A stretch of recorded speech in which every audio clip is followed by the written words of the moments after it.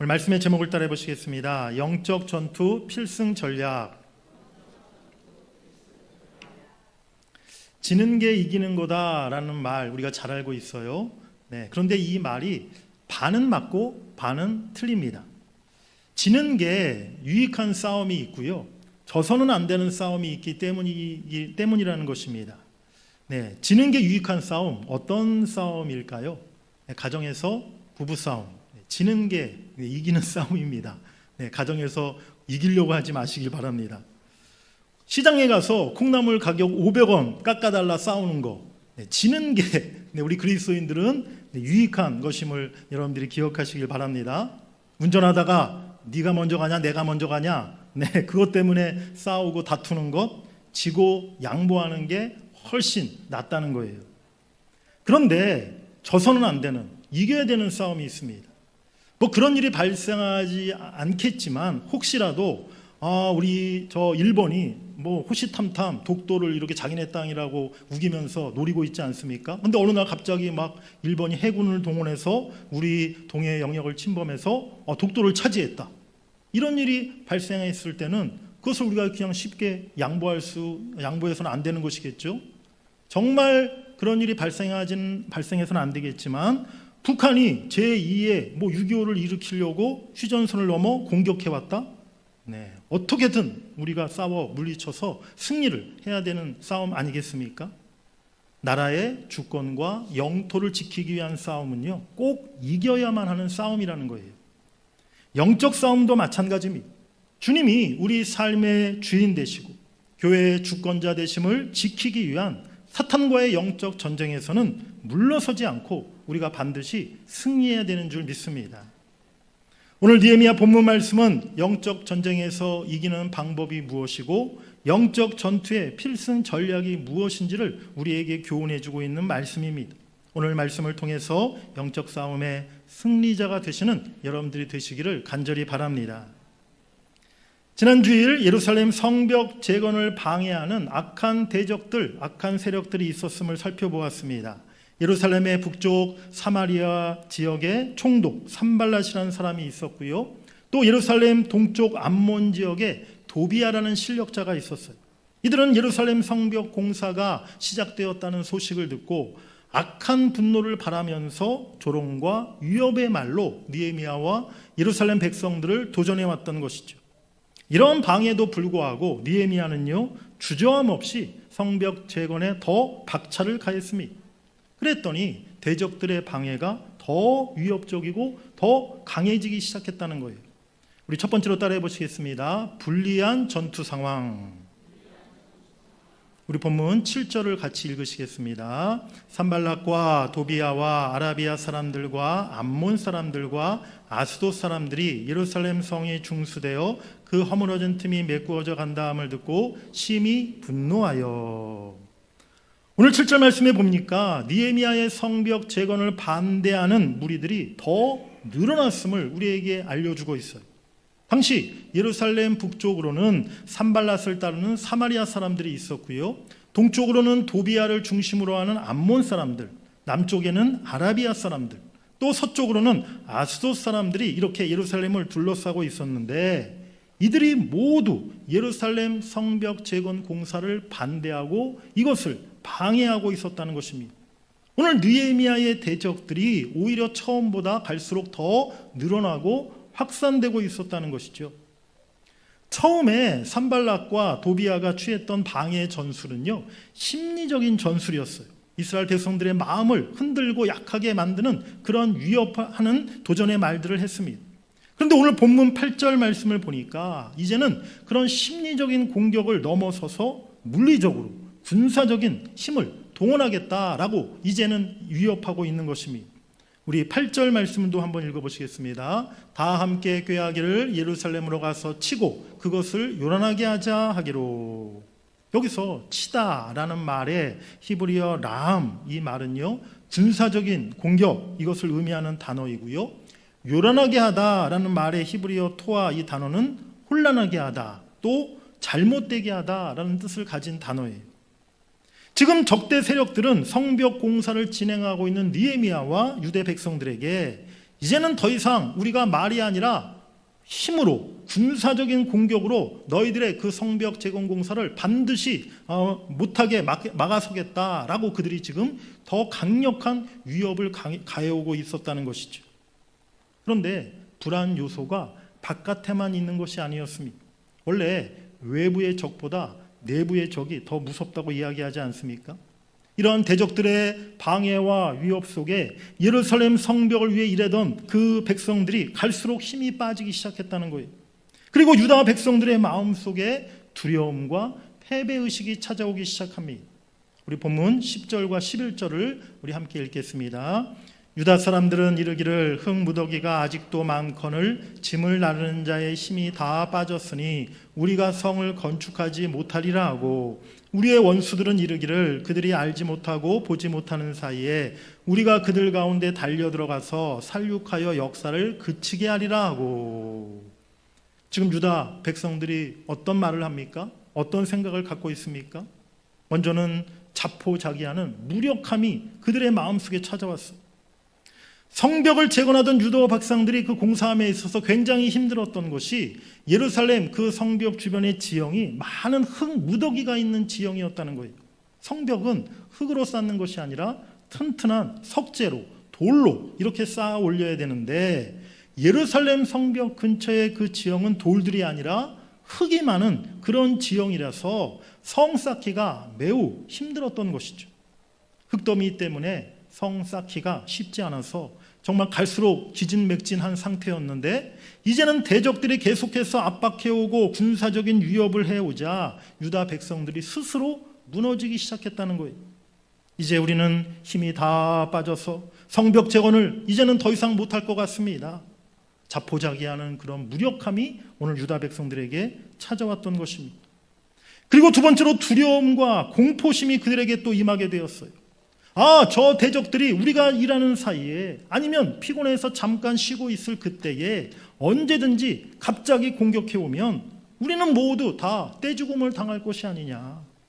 극도의 두려움과 공포심이 유다 백성들을 사로잡았습니다. 거기다가 세 번째로 그 내적으로 유다 백성들 안에 분열이 일어나기 시작했어요. 우리 본문 12절 말씀을 읽어보시겠습니다. 그 원수들의 근처에 거주하는 유다 사람들도 그 각처에서 와서 10번이나 우리에게 말하기를 너희가 우리에게로 와야 하리라 하기로. 예루살렘 성벽 바깥에 많은 유다 백성들이 거주하고 있었는데 이들의 불안이 갈수록 커져갔어요. 이방 족속들이 우리부터 먼저 공격하지 않을까.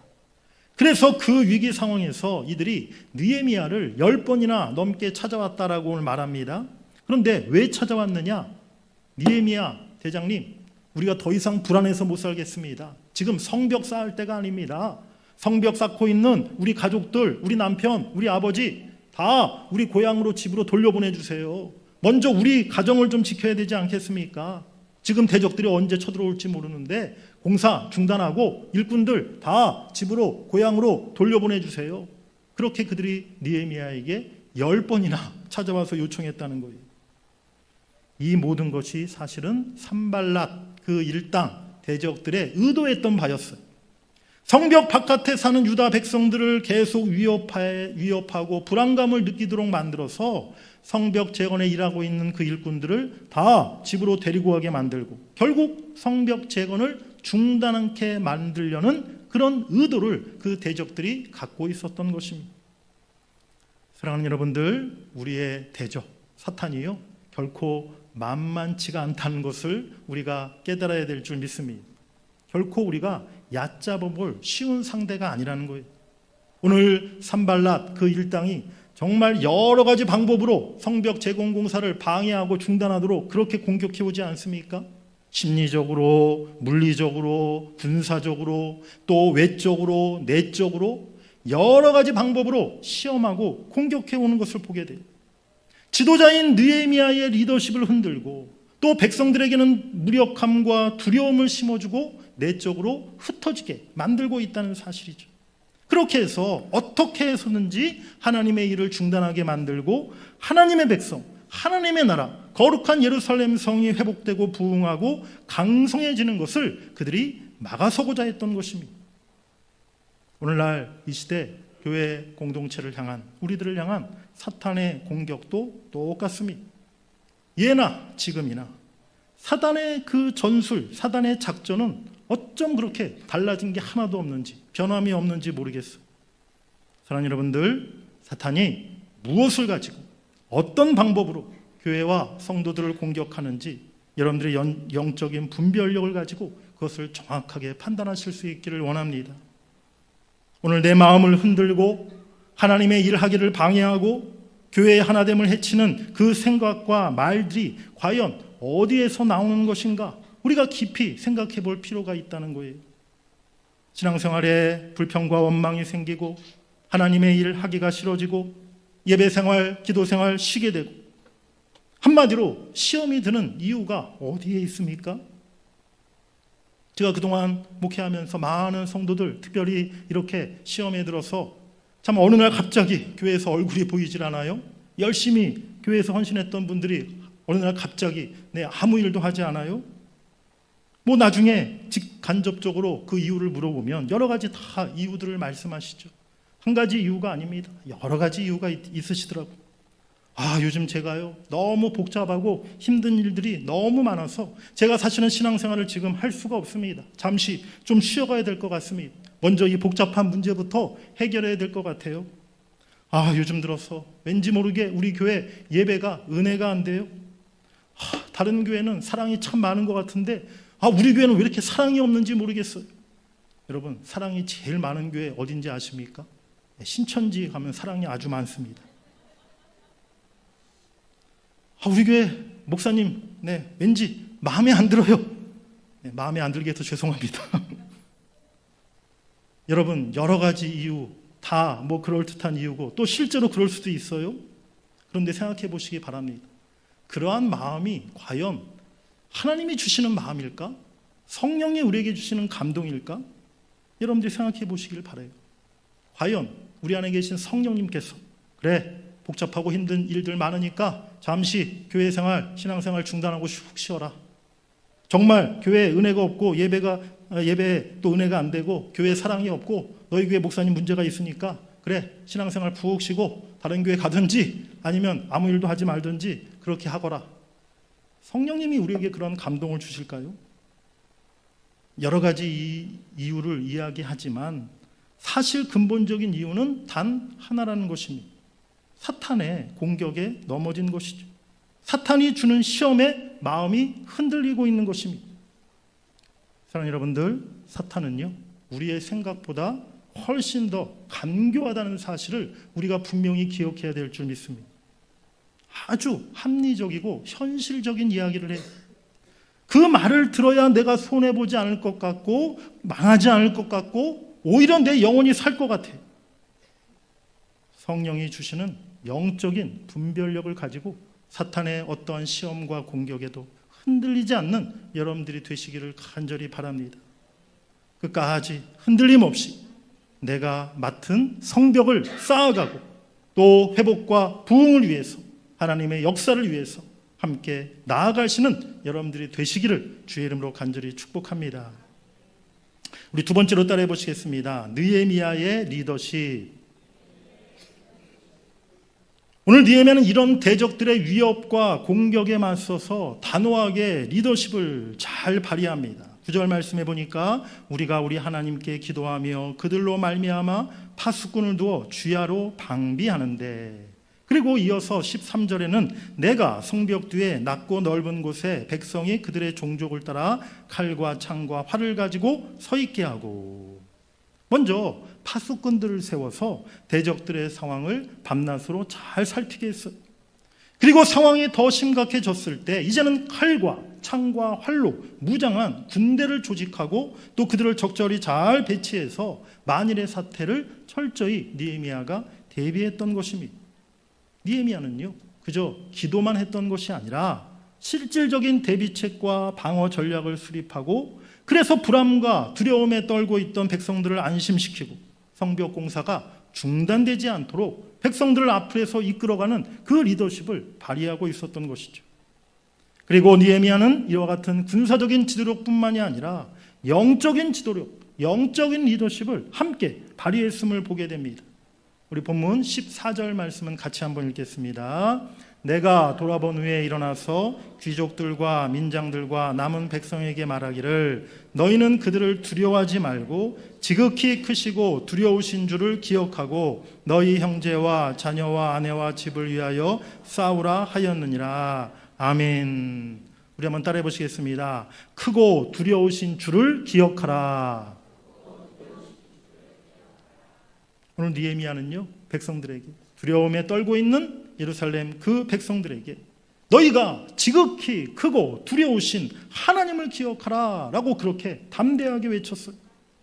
지금 우리를 둘러싸고 있는 저 대적들의 위협이 결코 만만치 않지만 이 전쟁에서 승리하게 하시는 분이 우리 하나님이시다.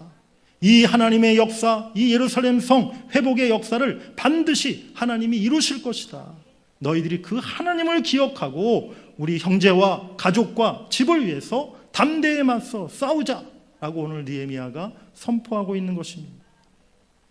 느헤미야에게 두려움의 대상은요, 눈앞에 있는 대적들 군대가 아니었어요.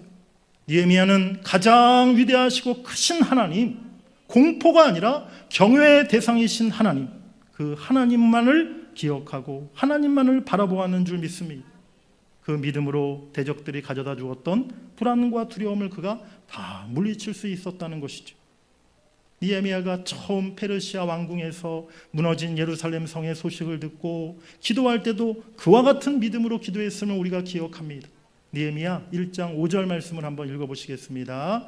이르되 하늘의 하나님 여호와 크고 두려우신 하나님이여 주를 사랑하고 주의 계명을 지키는 자에게 언약을 지키시며 긍휼을 베푸시는 주여 간구하나이다. 아멘. 느헤미야는 오직 크고 강하신 하나님, 두려우신 하나님, 그 하나님만을 바라보고 예루살렘 회복의 역사를 시작했고 또 모든 방해와 위협 앞에서도 그 일을 끝까지 그가 감당할 수 있었던 줄 믿습니다. 오늘 느헤미야의 탁월한 리더십은요, 그가 눈앞의 대적들이나 현실의 어려움이나 그리고 흔들리고 있는 연약한 백성들을 주목하기보다 하나님을 기억하고 하나님을 바라보았다는 점입니다. 느헤미야가 현실만 보았다면, 흔들리고 연약한 백성들의 그 요청을 들어주었다면 아마 예루살렘 성 회복은 완전히 중단되고 말았을 거예요. 오늘 느헤미야는 이 싸움을 하나님이 이기게 하시고 예루살렘 성벽 재건의 역사를 하나님이 반드시 이루신다는 믿음을 자신뿐만이 아니라 모든 백성들에게 심어주었습니다. 백성들에게 적들의 세력이 아무리 강해 보여도 절대 기죽지 말자, 담대히 맞서 싸우자, 그가 그렇게 외쳤던 것입니다. 크고 강하신 하나님, 승리를 주시는 하나님을 기억하자라고 오늘 느헤미야가 선포한 줄 믿습니다. 오늘 이 느헤미야의 모습에서, 느헤미야의 리더십에서 우리가 영적 전투의 승리의 비결을 발견할 수 있기를 원합니다. 우리 느헤미야의 리더십 세 가지인데요, 우리 한 가지씩 한번 같이 읽어보시겠습니다. 1번 같이 읽겠습니다. 시작. 기도하며 지혜롭게 앞날을 대비하는 리더십. 2번 어떤 상황에도 흔들리거나 약해지지 않는 리더십. 세 번째, 공동체 모든 사람들에게 믿음과 용기를 심어주는 리더십. 아멘. 저와 여러분들이 다 이와 같은 느헤미야의 리더십을 본받을 수 있기를 원합니다. 그래서 우리에게 맡겨진 하나님의 사명, 하나님의 일을 끝까지 완수하며 하나님 앞에 영광 돌릴 수 있는 하나님의 사람 되시기를 주의 이름으로 간절히 축복합니다. 우리 세 번째로 따라해 보시겠습니다. 영적 긴장감을 가져야 합니다. 오늘 느헤미야가 대적들의 위협과 공격에 대비하면서 성벽 공사를 계속 진행해가는 이 모습을 보면서 우리는 아주 팽팽한 그런 영적 긴장감을 느끼게 돼요. 밤낮이 따로 없었습니다. 백성들 모두가 낮에는 일하고 밤에는 보초 서고, 한쪽에는 돌 나르고 성벽 쌓고 또 한쪽에서는 무장한 채로 성을 지키고, 이러한 긴장되는 상황 속에서 과연 느헤미야가 단 한시도 침대에 편하게 누워서 잠을 잘 수 있었겠습니까? 정말 하루하루 그런 긴장감 속에서 느헤미야가 백성들을 이끌었지 않았겠습니까? 군대에 있을 때 5분 대기조라는 그러한 팀이 있었어요. 이 5분 대기조는 쉬는 시간에도 또 밤에 잠잘 때에도 전투복 그대로 다 입고 총 옆에 딱 끼고 신발도 군화도 아주 신은 채로 그렇게 쉬고 잠을 자야만 했습니다. 출동 명령, 출동 사이렌이 떨어지면요, 그 내부만에서 이제 연병장 출동 집합 완료까지 말 그대로 5분이 넘으면 안 되는 거예요. 전투를 준비하는 병사들, 군사들은 이러한 긴장감을 잃어서는 안 되는 것이죠. 제가 고등학교 처음 들어가서 1학년 때 이제 학교에서 중간고사, 기말고사를 이렇게 시험을 치르는데요. 뭐 한 일주일, 어떨 때는 막 열흘씩 이렇게 시험을 치르기도 했어요. 근데 처음 제가 고등학교 들어가서 시험을 치를 때마다 몸이 너무 컨디션이 안 좋은 거예요. 머리도 막 두통도 갑자기 생기고, 뭐 밥을 먹었다 하면 아침 식사했다 하면 바로 막 배가 너무 아프고 복통이 생기고, 막 시험을 치르는데 너무 고생을 했어요. 병원에 이제 어머님이 이제 저를 병원에 데리고 가서 병원에 진찰을 받았는데 의사 선생님이 진단을 해보더니 다른 원인이 아니라 너무 긴장해서 긴장성 두통, 긴장성 복통이다. 시험 볼 때 좀 마음을 편안하게 가져라. 이렇게 의사 선생님이 얘기를 하더라고요. 그런데 반에 어떤 친구들은요, 보니까 시험 기간이 됐는데도 저는 막 긴장해서 이렇게 배도 아프고 막 머리도 아프고 이럴 정도인데, 어떤 친구들은 막 너무 컨디션이 좋아 보이는 거예요. 오히려 막 시험 때 막 날아다니고 너무 막 하하하고 너무 즐거워 보이는 거예요. 야, 쟤네들은 마음이 참 진짜 용감하고 담대한 애들인가 보다. 아니면 평상시에 공부를 열심히 해가지고 시험 준비를 완벽하게 잘 해놔가지고 그렇게 저렇게 마음이 편안하고 좋은가 보다. 그렇게 생각했어요. 시험이 다 끝나고 나서 결과를 나온 거 딱 보니까 그때 시험 기간에 막 신나고 즐겁게 해피했던 아이들 반에서 매 꼴등, 꼴등 그 다음 번. 얘네들은 이 친구들은요, 뭐 그냥 시험 어차피 포기했으니까, 대학 가는 거 포기했으니까 시험 기간이 오히려 더 즐거운 거예요. 왜 그러냐? 평상시에는 막 수업이 5시, 6시에 끝나고 야간 자율학습 10시, 11시까지 해야 끝나거든요. 근데 시험 기간 때는 일주일 동안 2교시, 3교시만 하면 다 끝나는 거예요. 얼마나 즐겁고 해피합니까? 베드로전서 우리 5장 8절 말씀을 한번 같이 읽어보시겠습니다. 근신하라 깨어라 너희 대적 마귀가 우는 사자같이 두루다니며 삼킬 자를 찾나니 너희는 믿음을 굳건하게 하여 그를 대적하라. 아멘.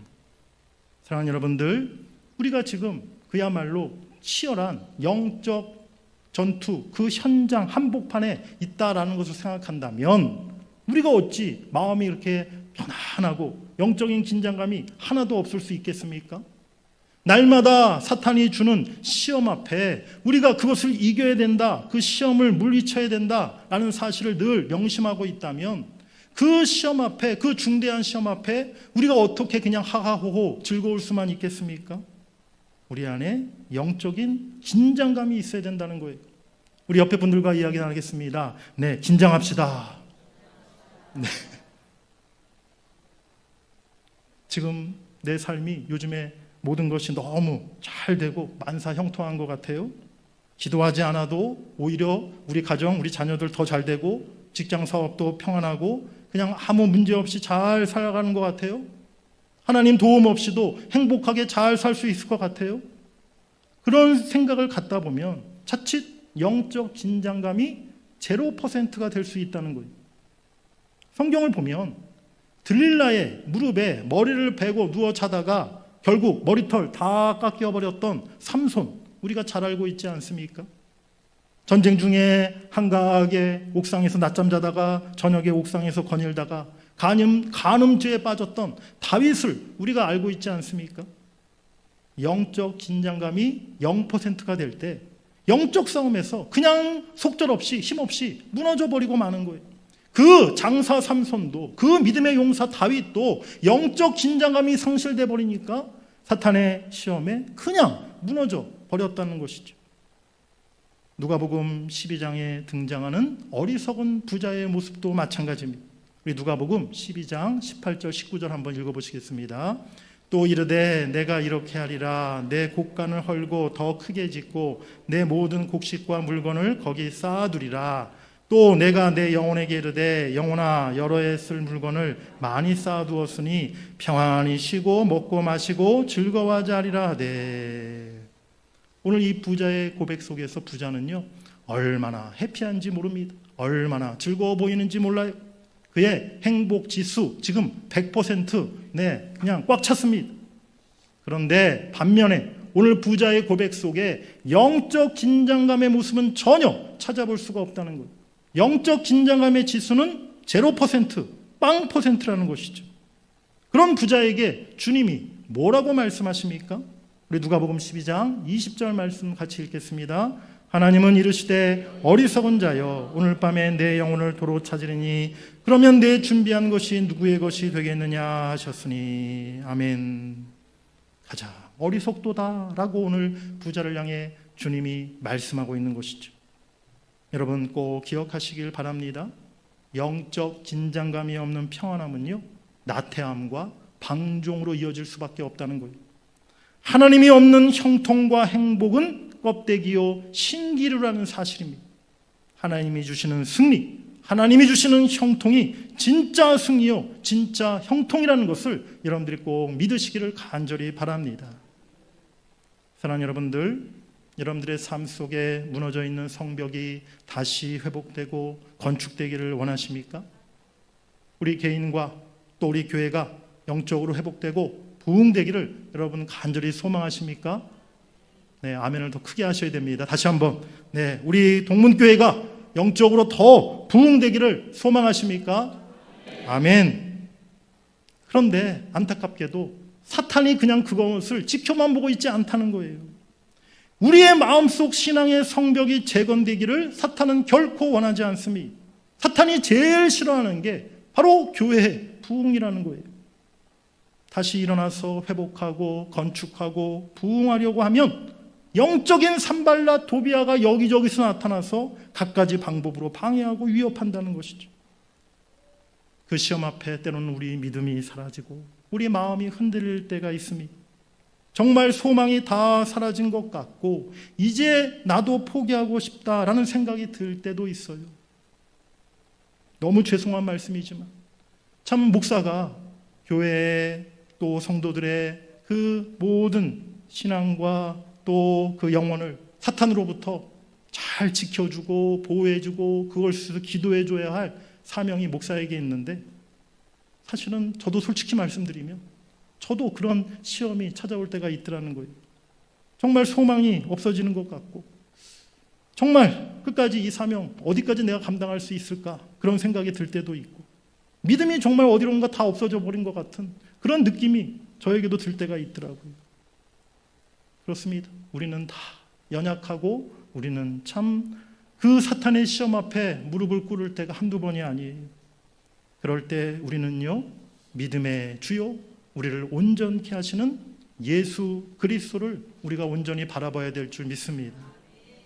우리는 연약하지만 십자가에서 승리를 선언하시고 부활하신 예수 그리스도를 바라보면서 십자가의 능력, 부활의 능력으로 우리가 믿음의 싸움을 싸워간다면 주님은 반드시 그 영적 전쟁에서 우리에게 최후 승리를 주실 줄 믿습니다. 때로는 우리가 실수할 수도 있어요. 때로는 마음이 흔들릴 때도 있어요. 우리의 믿음이 약해질 때도 있어요. 하지만 다시 우리가 십자가의 주님, 부활의 주님을 바라봐야 될 줄 믿습니다. 우리 삶의 영적 전투에서 교회의 부흥을 위해서 싸워나가야 할 그 영적 전투에서 우리 모두가 함께 승리의 길을 걸어갈 수 있기를 간절히 원합니다. 그래서 하나님께서 우리에게 승리의 날을 주실 때 하나님의 일을 이루실 그 날에 우리가 함께 찬양과 영광을 올려드릴 수 있게 되기를 주의 이름으로 간절히 축원합니다.